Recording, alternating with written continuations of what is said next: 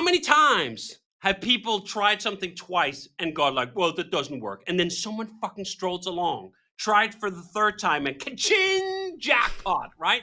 It just goes out of the machine. Marketing and advertising, like making products, is hard. It's just hard to do well. It's easy to do poorly, hard to do well. We've talked about the word content in the past, and I think it really fits perfectly here because it is the encapsulation of this instrumentalism. That, like, I'm not writing something because I have something to say. No, I'm producing content. Like, you can almost hear the barf, right? Like, content. And you're like, get that shit away from me. It's disgusting. Welcome to REWORK, a podcast by 37 Signals about the better way to work and run your business.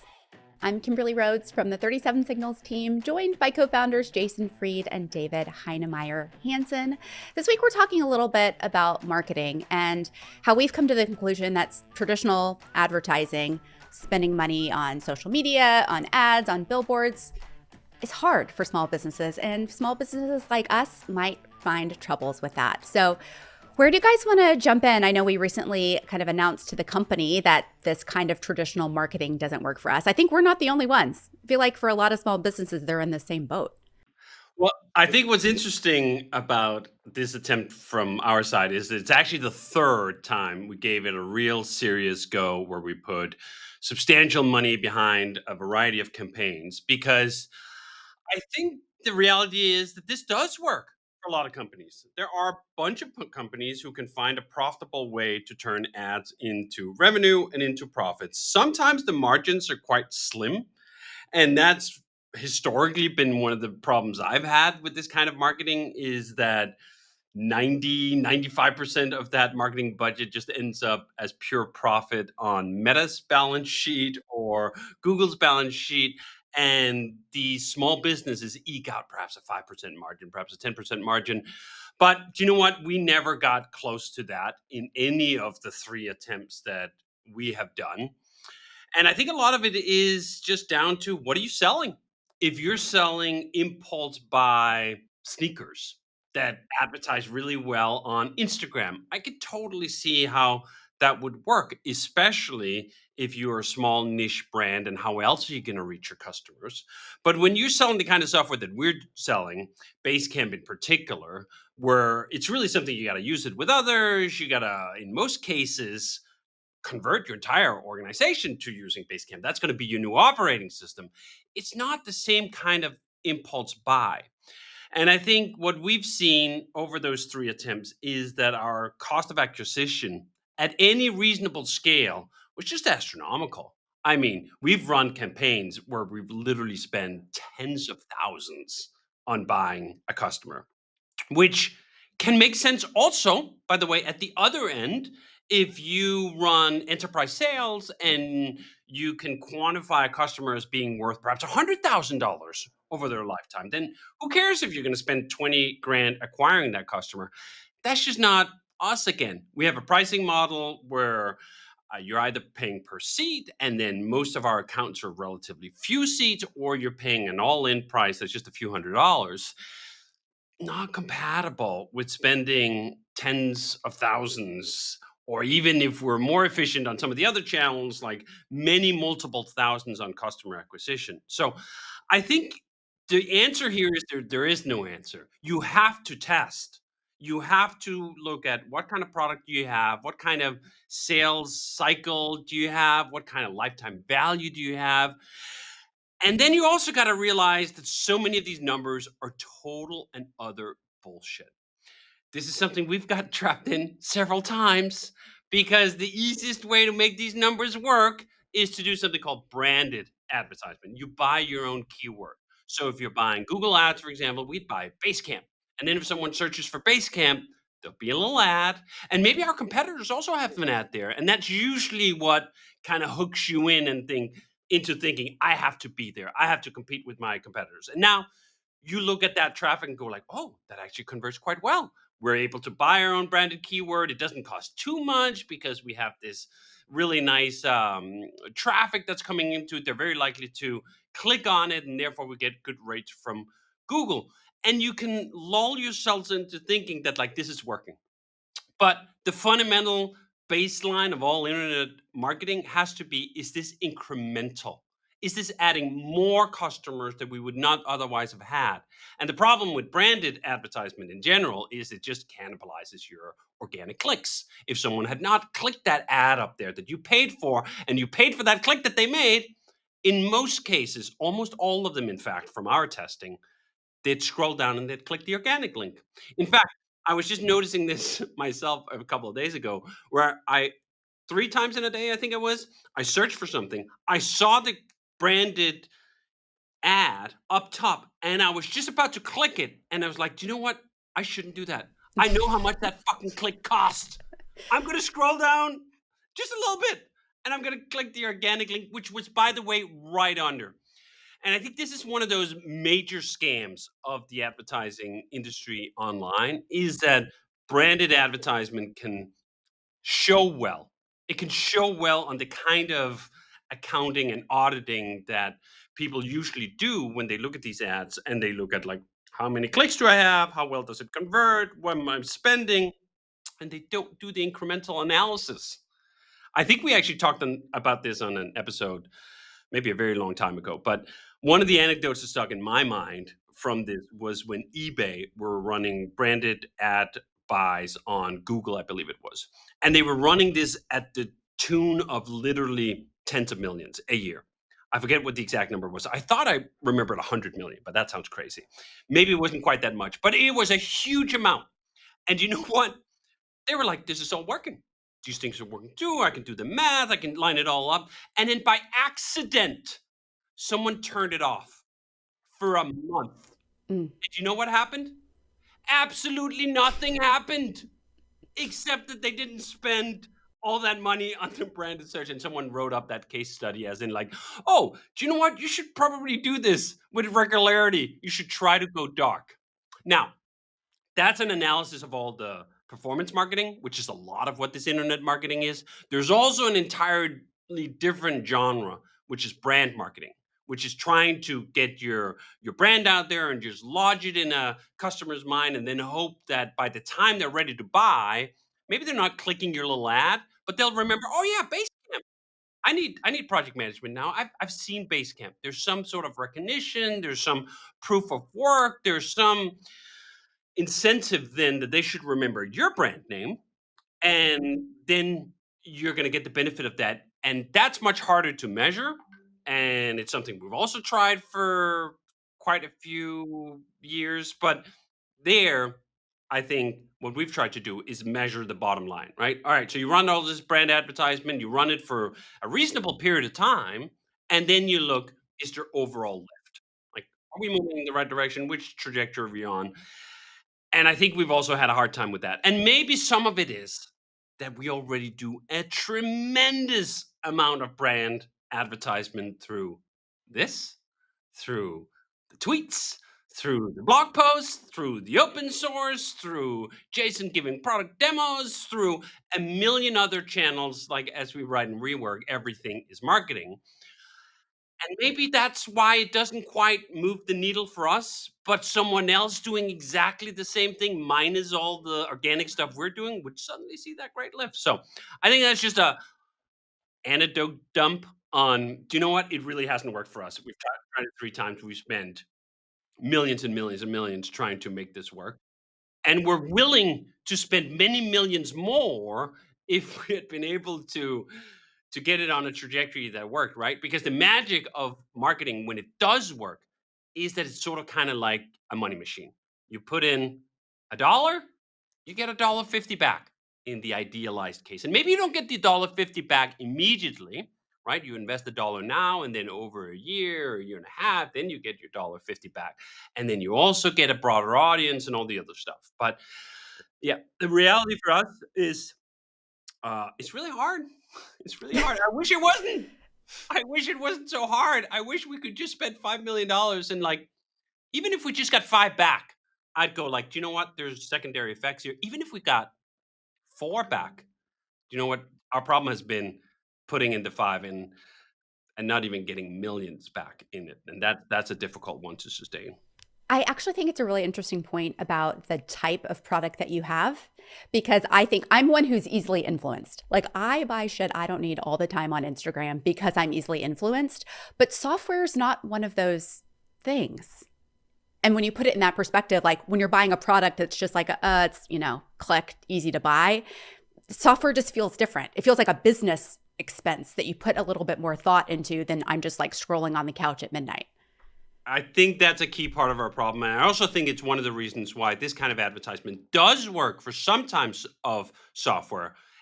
Games, for example, is a great example. There's an entire industry of funneling people towards app installs that then run ads and whatever. And those people are clearly able to make that part of the equation work.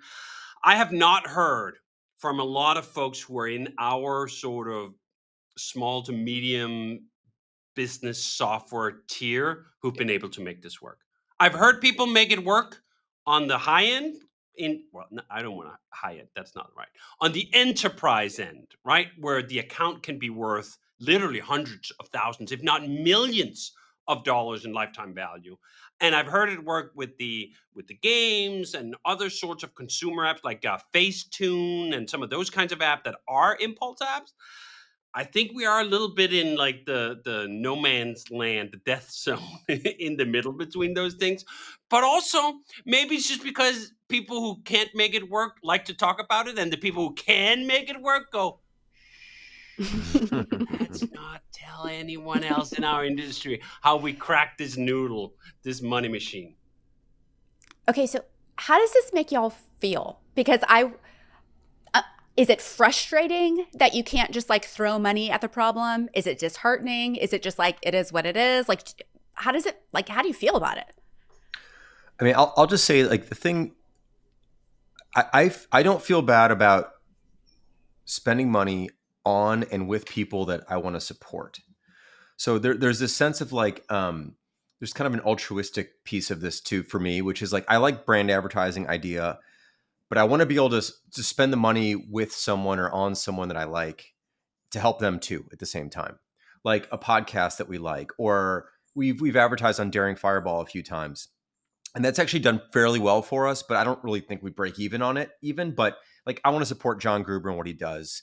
And I like his audience, and I don't feel bad at all writing him a check for 15 grand or 20 grand, whatever. I just don't, I feel good about it. Feel fully good. What I don't feel good about is putting stuff on social media that I'm not really that proud of. And to David's point, to pad Meta's bottom line or Google's bottom line. Like I don't want to spend my money there. So overall, it's a little frustrating. Like, why can't we make this work? But I also kind of, you just come to terms with it like we can't. So I can't feel bad about something that could have worked. It just doesn't work for us. Our economics don't pan out. But it doesn't, like, overall, I don't feel like it means that I don't like to spend money in advertising. I just think it matters on the art form itself. Like I think advertising is a wonderful art form. If you can nail it in the right place with the right people, happy to write a check to those versus like writing a check to Clear Channel or whoever owns the billboards on the side of the road. Like, just care less about that. No matter, even if it like worked, I still wouldn't kind of almost feel good about it no matter what. That's kind of my take on it. That has been my impulse on a lot of this stuff, that I kind of had to hold my nose on some of the experiments that we were doing and just go like, do you know what? I also can't just be the negative Nancy on everything that just says no, no, no, no, no. We should try some things. And do you know what? It's funny how the math does change the stench. If we were somehow able to put $1 into Google and get 5 back, do you know what? Maybe they don't look so bad. And if we got $10 back, I'm like, do you know what? Like, take it easier. Lay off Google a little bit, right? I think there is just some manner to which the results do influence your take on this. Of course, there is, because that's just the human impulse. But I do think that, do you know what? I don't want to put $1 in and like get 2 cents back and see Meta or Google reap 98. So that's a margin level where you're like, do you know what? Even if we could make it work at a near break even but positive, I'd still feel like shit about it because there's just something loop-sided about that transaction. In fact, there's a whole psychological study on this. I remember reading this case about two strangers, and they're sitting in this experiment room.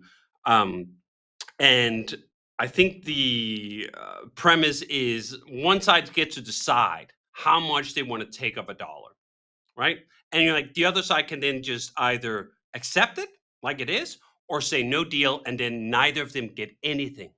And if you look at it just like the economically rational individual, you'd say, like, even if I get 1 cent, wouldn't that be worth it? The other guy gets 99, but what skin is it off my back if I get to keep that 1 cent? Yeah, that's not how it pans out. Humans don't work like that. I think the cutoff line was something around 25 to 30. If it dipped below that, if the greedy party said, like, I'm going to take 80 cent on the dollar, I'm going to leave 20 to the other party, it was going to end in a no deal. Because even with strangers, we don't like loop-sided deals. Now, I do think there's an entire industry that has convinced itself that human nature doesn't matter and you just need to go la la la la la la la la la, and then you pay Zuckerberg 97 cents and you get to keep three, and somehow that's okay, right? I'm more like the normal human. I'm more like the average human in the experiment where, like, you know what? Around 30, that's probably about right. I need to be able to keep a substantial share of this transaction for me to feel like it's worth it. But do you know what? Again, that's a hypothetical because we didn't even get close to that. We did not, in the overall budget we were spending, get close to even break even because the economics of how we're selling things is just quite difficult. And I think, as Jason says, I don't feel bad about that because do you know what? What if it worked? What if it had worked? What if we were able to do this? And okay, so it didn't work the first time. We calibrated. We tried new things. We tried new people. We tried new channels. We tried a new approach. That also didn't work. Do you know what? Okay, 2 times. That's some evidence. But how many times have people tried something twice and gone like, well, that doesn't work? And then someone fucking strolls along, tried for the third time and ka-ching, jackpot, right? It just goes out of the machine. So I feel like there's a lot of decisions like that, especially when you're a business like us that have been around for so long. Like there's literally 25-year history almost with Basecamp alone, where you just go like, we've learned a lot of things along the way. Some of that stuff's gotta be just outright wrong by now. So we have to test it with some regularity, with a new insight, with new people, with new tactics, and then realize we can get a different result. I think that's happened a lot in other parts of the business. We've reformed different things that we've done, and our outlooks on things have changed, and sometimes for the better. So, do you know what? This is just the price of being in business. You have to reaffirm what you think you know. You got to put real budget behind it. And if it doesn't work out, well, hopefully you at least gave some of that money to people you like. I would say the other thing is that marketing and advertising, like making products, is hard. It's just hard to do well. It's easy to do poorly, hard to do well. And I'm not suggesting we did it poorly. I'm just saying it's hard to do well. I think that it's just as saturated as everything else in this world today. So if you put stuff out there that's kind of like someone else's stuff or sort of in the same vein as someone else's stuff, like it's not going to catch anyone's attention. It's not going to work very well. And that's more frustrating to me than anything else, is to do work that sort of doesn't differentiate itself in any way. We try not to put products out there in the world that look or work like other people's products. And so that's why we make the stuff that we make. If we put advertising and messaging out there that sort of sounds like someone else, where you can replace the logo and put someone else's logo on there and you wouldn't know whose it was. Whenever I see us doing that, we've done that historically. And sometimes you do that to start and then you try to get better. You try some other things, but that's the kind of stuff in general that I don't like. And I don't like it in products. I don't like it in writing. I don't like it in advertising. It's a universal dislike, which is doing things that everyone else is already doing. There's no reason for you to do those things. So it's not even about marketing and advertising so much. It's about the principle of it. If you're going to put something out there in the world, make sure it deserves to be there. It should be there. It's differentiated. It's distinct. There's contrast behind it. Otherwise, it's just not worth doing. So we're saying the economics don't necessarily work for us. So tell me what we think does work for us. We've done several experiments over the years. Like, what do we think works? I think what's interesting is we don't really know what works specifically. Like you could say like, well, a blog post may have worked. A single blog post, while 300 others didn't work. We don't like track things that way. I think to me, it's about the aggregate message you put out, how you present yourself to the world, the things you make, how often you make these things, how often you share these things, how often you talk about these things, how much you teach versus ask for something in return. My take is you don't really know. Occasionally you have a hit somewhere that works for some reason, but you didn't plan on it necessarily. It's just the things that you do collectively over a long period of time, I think, need to add up in some way. That's my take on it. It's very non-scientific. I don't know what David's take is or other people's take is, but I think you just have to do the things that you believe in and that you want to do and you want to share and you want to put out there. And collectively, you don't really know what it is specifically, but collectively, enough stuff has to move the needle. So that's kind of my general sense on it.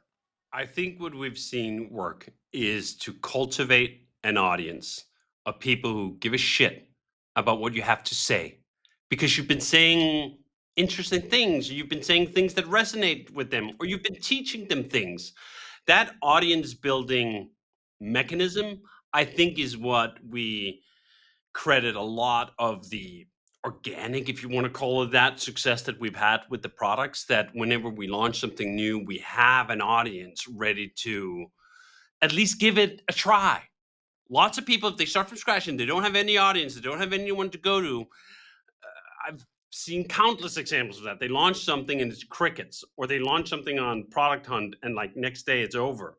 We have a little bit more patience, I think, from our audience, that they're willing to see what we're making and they're willing to follow it along and they're willing to then give it a try when that makes sense for them and it all lines up. So I do think that that part works, but what actually builds an audience?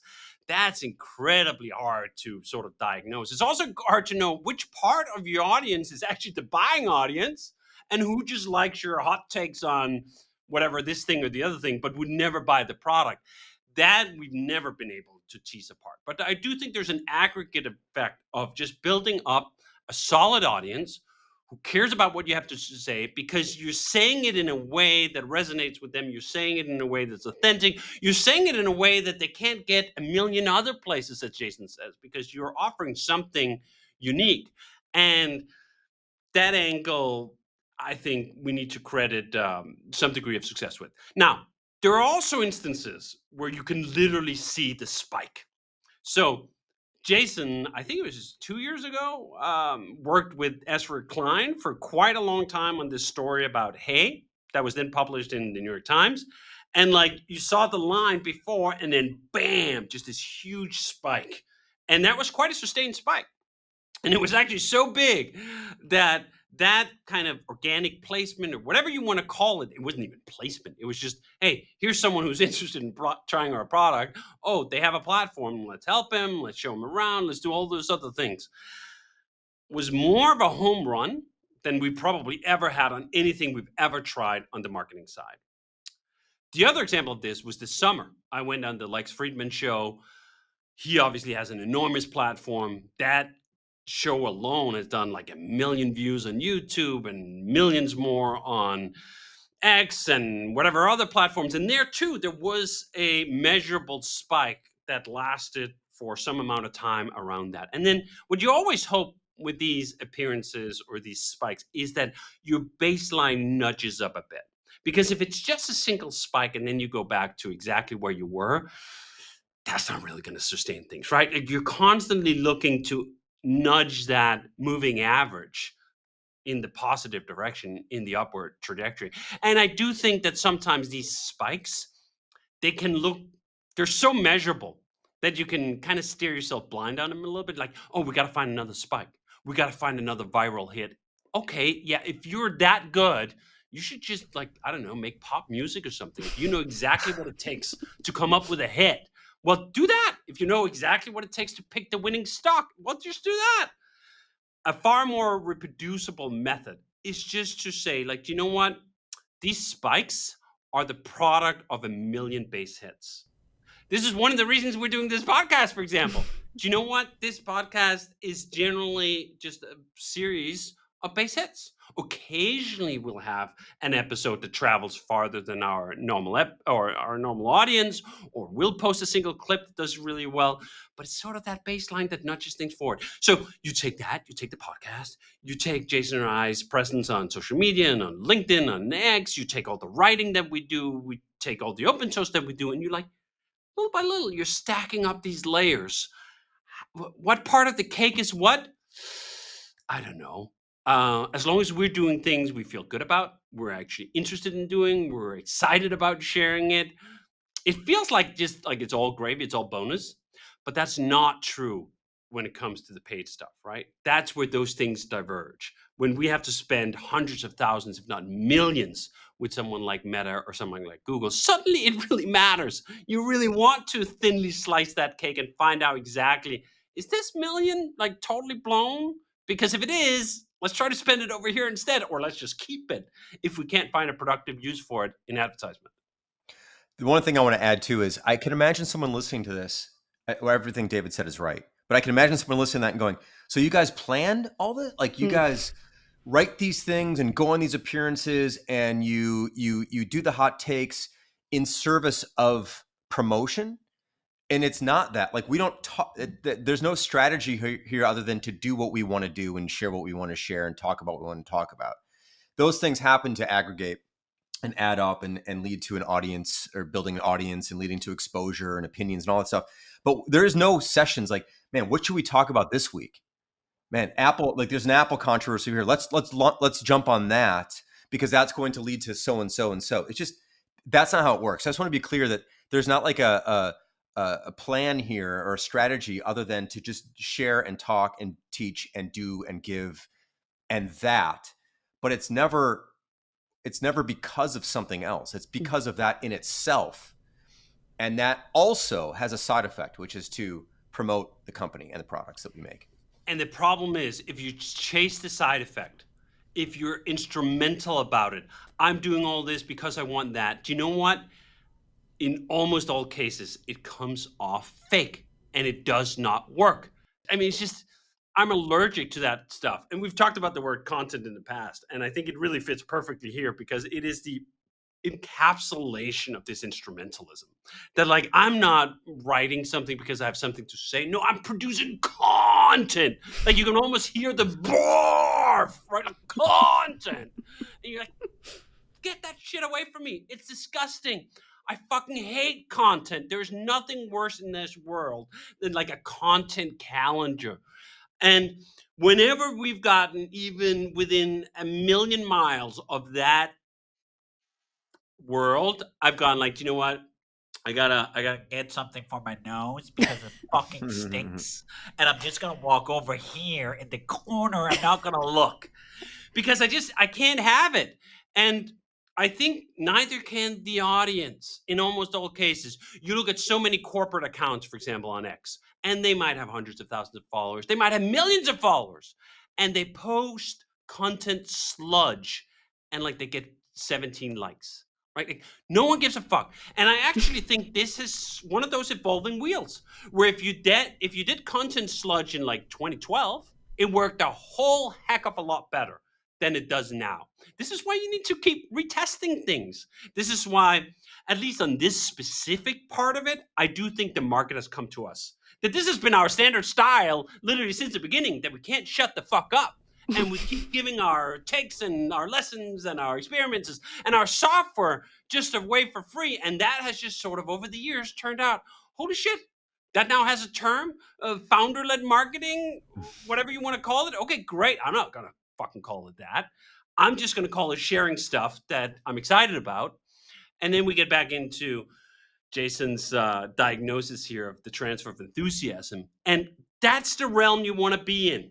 Like it feels organic. There should be like a little stamp here, like on a fucking cow, right? Like here's a organic piece of meat. Here's an organic piece of, I'm not going to call it content, writing. Here's an organic take. Here's an organic podcast. Here's an organic expression of another damn human being who has something to say. Yeah, that's what One last thing I'll say Yeah. is I mean, to David's point about large follower accounts and little engagement, a big part of this is because you can buy an audience or you can earn an audience. And an earned audience is a real one. A bought one is a false one. And there are lots of ways to get a lot of followers. You can I mean, there's all sorts of ways you can do it. Just like when we wrote our book, there was like all sorts of way, or written a few books, but the same thing is true, is that there are companies out there that will sell individual books for you to get you on the New York Times bestseller list. They're not actual real sales. They are sales, but you're buying them. You're sending them money. They're buying the books for you to look like there's a lot of Wait, sales and a lot of what? interest. Yeah, this exists. It's a whole thing. It's a whole industry. And the same thing is true here with followers and follower counts in large audiences that aren't actually really there. They're ghost audiences. And so this is why an earned audience is a real one. And I think that you can have a smaller one and a very, very highly engaged one. That one is way more valuable than some large number somewhere that no one pays attention to.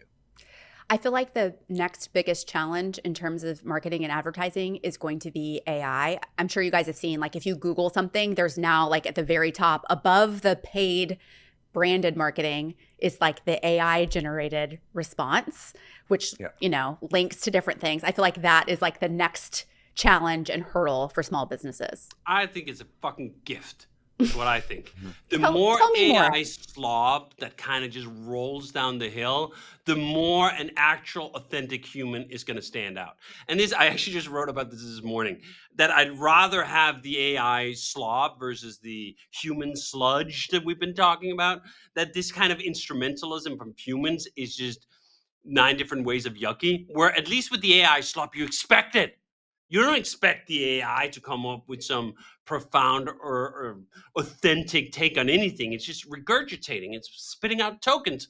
And it can be, actually can't be profound, but it sort of seems like it's accidental. But the more we have of that, right, the more AI everything, the more the alternative is going to stand out. The more the contrast is going to be drawn. The more everything that we've been talking about here of building up an authentic audience is going to matter.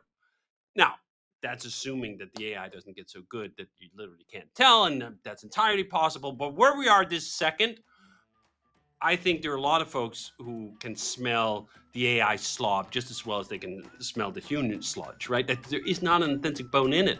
And then you contrast, the more of that there is, the more precious the alternative is going to look like. So I think this is a gift. Okay, well, with that, we're going to wrap it up. Rework is a production of 37 Signals. You can find show notes and transcripts on our website at 37signals.com/podcast. Full video episodes are on YouTube. And if you have a question for Jason or David about a better way to work and run your business, leave us a video question. You can do that at 37signals.com/podcast question. You can also email us at rework@37signals.com.